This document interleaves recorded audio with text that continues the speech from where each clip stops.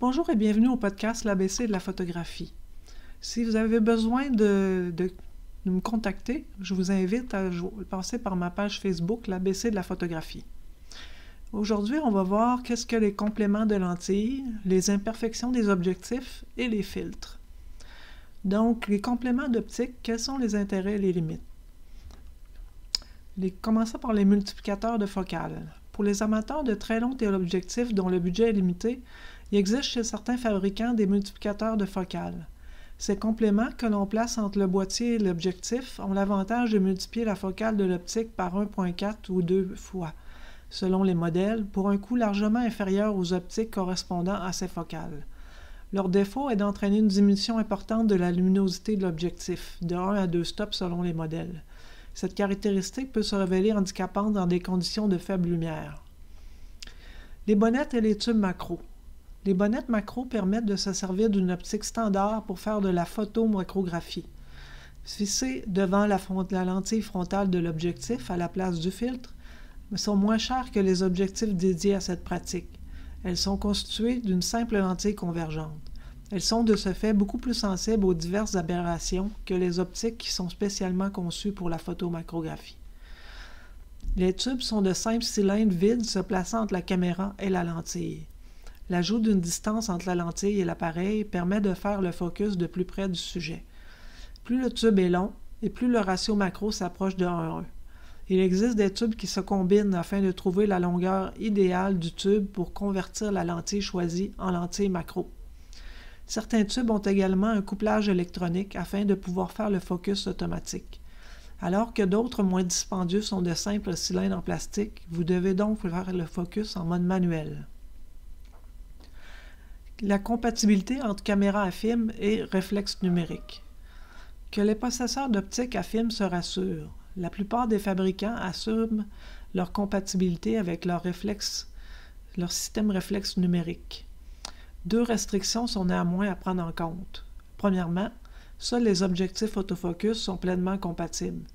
Ensuite, à part ceux qui sont fabriqués par des marques spécialisées dans la conception d'optiques destinées à des boîtiers d'autres firmes, par exemple les Tamron ou Sigma, seuls les objectifs développés par le fabricant de l'appareil sont adaptables. En raison de la taille réduite des capteurs numériques, à part les boîtiers professionnels à format plein cadre qui coûtent plusieurs milliers de dollars, les optiques autofocus traditionnelles se comportent comme des focales d'environ 1,5 fois plus longues sur le boîtier numérique. Ce coefficient multiplicateur de 1,5 est indicatif et varie légèrement selon les marques, à part Olympus, dont la technologie 4.3 induit un coefficient multiplicateur de 2. Ce rétrécissement du capteur numérique par rapport au film n'a pas que des désavantages. D'une part, si cette transformation a tendance à léser les utilisateurs de grand angle, elle favorise ceux qui se servent de longues focales, dont l'effet de proximité avec le sujet se voit renforcé. D'autre part, le capteur ainsi réduit ne prend en compte que la partie centrale des objectifs à film, qui est toujours de meilleure qualité que les bords. L'effet de réflexion sur la lentille est problématique d'imperfection des lentilles. L'effet de réflexion de la lumière sur la lentille, qu'on appelle en anglais des lens flares. Cet effet apparaît lorsque des rayons de lumière frappent la lentille directement, la lumière du soleil ou une ampoule, ce qui cause souvent une baisse des contrastes et des halos autour de l'objet brillant. Cela se manifeste sous la forme de cercles ou de polygones sur les bords de votre image. Habituellement, cet effet est à éviter à l'aide de lentilles spéciales, de tulipes placées au bout de la lentille ou en modifiant la composition de l'image. Cependant, lorsque produit avec précaution, cet effet peut créer un look artistique bien prisé par des photographes.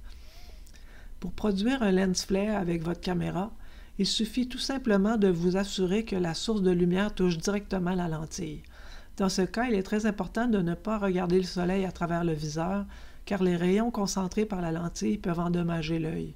Vous pouvez utiliser votre écran LCD pour faire votre photo. Le lens flare est plus facile à créer lorsque le soleil est plus bas à l'horizon qu'à l'heure du midi. Il est également opportun d'enlever les tulipes de la lentille. Vous devez voir l'effet des rayons lumineux dans votre viseur pour que le capteur l'enregistre. Changez d'angle au besoin. La forme des polygones créés par les réflexions provient de l'ouverture du diaphragme de la lentille. Une ouverture maximale créera des ronds, alors que les autres créeront des hexagones. Une ouverture maximale résultera en des flares plus diffus, alors qu'une iris très fermée, par exemple F16, produira des soleils en forme d'étoiles et des flares plus précis. L'un n'est pas mieux que l'autre, cela dépend de votre scène et du résultat voulu. Maintenant parlons de la qualité optique, la diffraction et du vignettage. La lumière est le seul phénomène physique connu qui combine une réalité matérielle, elle est composée de photons, et une nature ondulatoire. C'est de cette seconde caractéristique que découle le phénomène de la diffraction, qui constitue une des limites majeures au pouvoir séparateur des objectifs. Lorsqu'une ouverture est traversée par un rayon lumineux, celui-ci est automatiquement dévié par ses bords. C'est le cas, par exemple, avec le diaphragme d'un objectif. Le point qu'il est censé former sur le capteur se transforme alors en un disque d'une taille par définition supérieure au point. En vous épargnant les formules complexes de calcul, sachez simplement que plus le diaphragme de l'objectif est fermé, moins l'image sera nette, dû au phénomène de diffraction de la lumière. Néanmoins, on ne peut tenir compte de cette seule règle car d'autres paramètres entrent en ligne de compte. Toute lentille est imparfaite et sujette à de nombreuses aberrations. C'est pourquoi la juxtaposition de plusieurs lentilles ou de groupes de lentilles est toujours nécessaire à l'intérieur d'un objectif pour corriger les défauts de chacune d'entre elles et garantir à l'utilisateur la définition la plus élevée. Qu'est-ce que le vignettage? Le terme vignettage désigne un défaut optique qui consiste en une mauvaise répartition de la lumière sur l'image finale. Son centre est correctement éclairé alors que ses extrémités sont plus sombres. Ce phénomène, qui limite la qualité de l'image, est le résultat de la perte d'une partie des rayons lumineux entrants pour lesquels le barillet de l'objectif lui-même constitue un obstacle. Ce type d'aberration concerne essentiellement les focales courtes et il est plus marqué en numérique APS-C en raison de la taille réduite et des caractéristiques physiques du capteur. Par ailleurs, la constitution en alvéoles des pixels forme un obstacle pour les rayons lumineux obliques qui sont moins bien captés en numérique qu'en film, car la surface sensible d'un capteur est plus réfléchissante que celle d'un film. La seule solution pour réduire le vignettage consiste à utiliser des lentilles plus grandes. Il limite donc fortement la compacité des objectifs, notamment celle des grands angulaires. Il faut également souligner que plus le diaphragme est fermé, moins ces rayons ont d'importance pour la formation de l'image. Pour limiter ce phénomène, le photographe doit donc choisir l'ouverture du diaphragme la plus petite possible lors de la prise de vue, ce qui veut dire un f-stop élevé. Par contre, cela pose deux problèmes. Il capte ainsi moins de lumière et provoque une baisse de la résolution optique à cause de la diffraction. Pris entre la nécessité de limiter à la fois le vignettage et la diffraction, le photographe est donc contraint en permanence de trouver un compromis afin de disposer de la meilleure définition optique possible. Sauf dans certains cas particuliers, la plupart des professionnels utilisent leur optique diaphragmée entre f5.6 et f11. Ces valeurs sont celles pour lesquelles un objectif donne les meilleurs résultats, car le vignettage et la diffraction restent limités. On appelle cette ouverture le point optimal d'une lentille. En anglais, on dit le sweet spot. Voyons la distorsion. Dans de nombreux cas, les lignes droites d'une scène photographiée se transforment sur l'image et deviennent incurvées. C'est la distorsion. Elle concerne toutes les focales, à l'exception de la focale normale de 35 mm. Et elle s'accentue à mesure qu'on s'en éloigne. La solution à ce problème consiste à employer des lentilles particulières dites asphériques, dont la forme complexe n'est ni totalement concave ni complètement convexe. Coûteuses à produire, ces lentilles influent de façon importante sur le prix des objectifs auxquels elles sont intégrées. Qu'est-ce que les aberrations chromatiques? Autre conséquence du phénomène optique de la diffraction, toutes les couleurs ne sont pas nettes et de la même manière sur l'image finale. Il y a une aberration chromatique lorsque la couleur d'un point influe de manière trop importante sur sa netteté. Ce désagrément augmente avec la focale et concerne donc surtout les téléobjectifs. La solution consiste à ajouter dans la formule optique des lentilles fabriquées avec des verres optiques spéciaux, dont le rôle est de corriger l'écart de netteté existant entre les couleurs. Les objectifs ainsi fabriqués sont dits apochromatiques et souvent désignés sous le signe APO. Même si chaque objectif se comporte différemment en fonction d'ouverture, on retiendra que le vignettage est très marqué aux grandes ouvertures Il est souvent négligeable à partir de f4. Les aberrations chromatiques diminuent lorsque l'on ferme le diaphragme. La résolution est maximale généralement à 2 ou 3 stops de l'ouverture minimum. Avant et après, elle diminue. Entre ça et la diffraction, on comprend que pour avoir la meilleure qualité d'image possible, il ne faut ni trop ouvrir ni trop fermer. Voyons maintenant les filtres utiles à l'heure du numérique. L'utilisation d'un réflexe numérique implique souvent l'achat de divers accessoires plus ou moins utiles. Seulement, devant la jungle des possibilités qui s'offrent à vous, il est parfois difficile de s'y retrouver. Par contre, certains filtres, éléments qui se placent devant la lentille de l'objectif, afin de créer des effets particuliers, sont indispensables. En photographie à film, les filtres sont nombreux et diversifiés, et souvent très utiles afin de corriger certains problèmes techniques ou de créer des effets particuliers.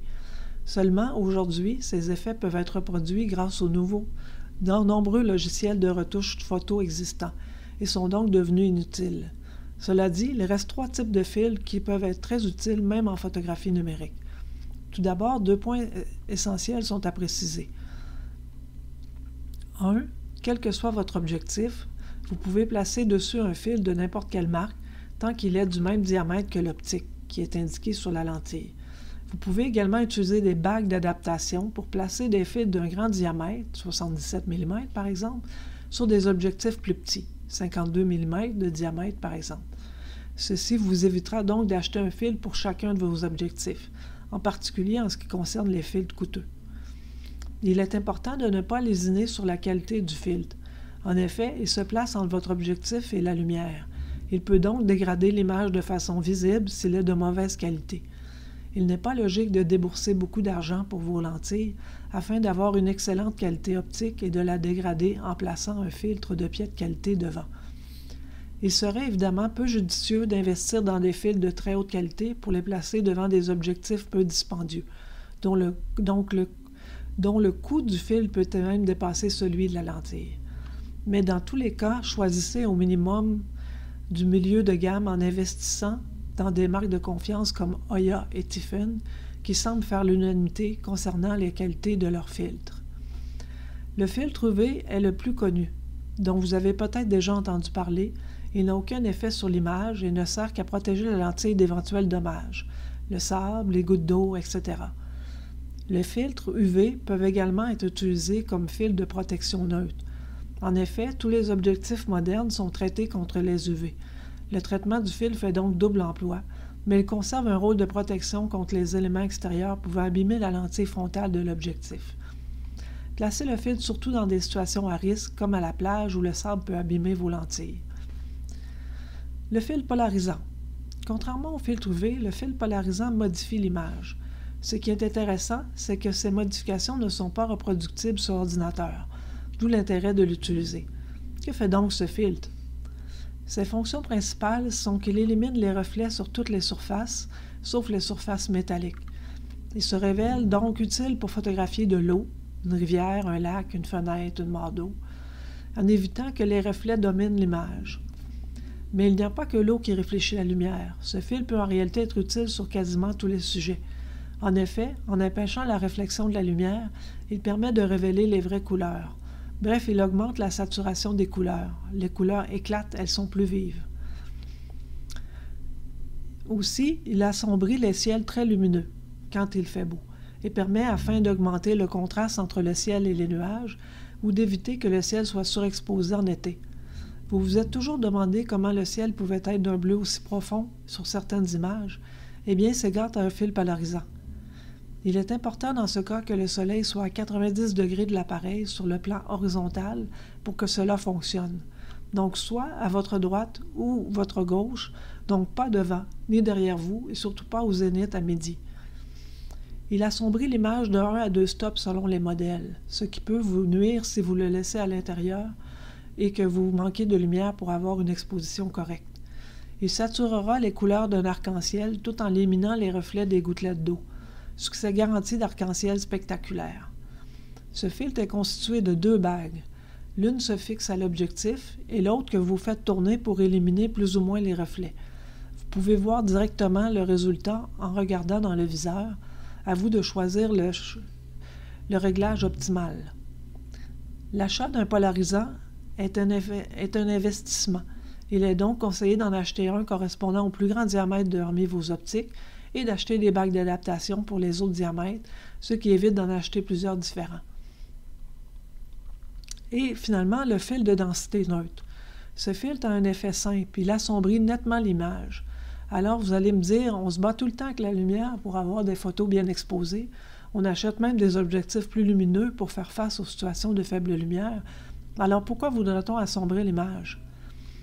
Tout d'abord, rappelez-vous des cours sur l'exposition et ses 3 paramètres fondamentaux: l'ouverture, la vitesse d'obturation et la sensibilité ISO. Maintenant, imaginez que vous soyez pour une fois dans une situation très lumineuse. Vous utilisez un trépied et avez envie de capter un mouvement, un train qui passe ou une chute d'eau. Vous réglez donc une vitesse d'obturation lente. Pour compenser, l'appareil ferme donc le diaphragme afin que la photo ne soit pas surexposée. Sauf que l'avant ou l'arrière-plan est inintéressant et vous voudriez donc utiliser une profondeur de champ réduite pour le rendre flou. Il faudra pour cela ouvrir le diaphragme.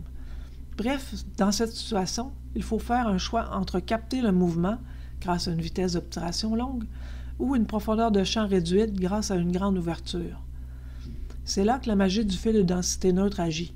Il vous suffit de le placer devant la lentille et vous pourrez diminuer vos vitesses du nombre de stops correspondant au filtre. Par exemple, un filtre ND4 permet de baisser la vitesse ou d'ouvrir le diaphragme de 4 stops.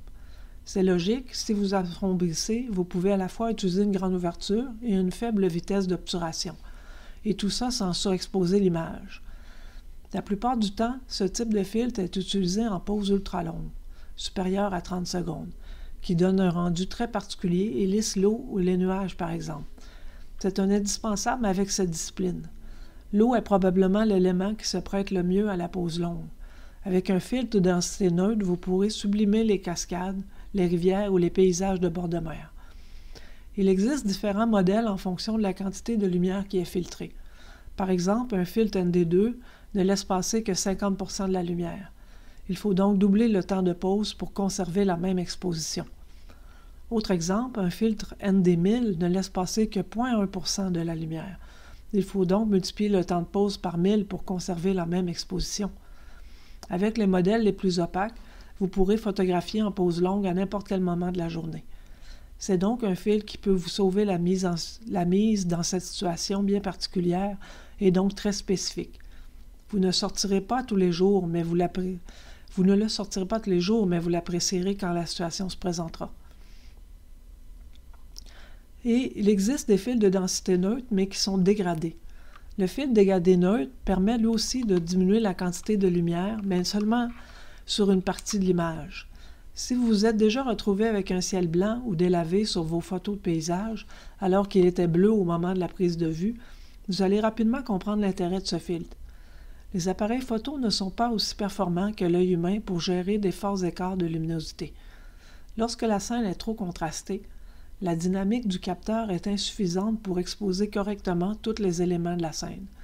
Il faut donc faire un choix, exposer pour le ciel ou exposer pour le sol.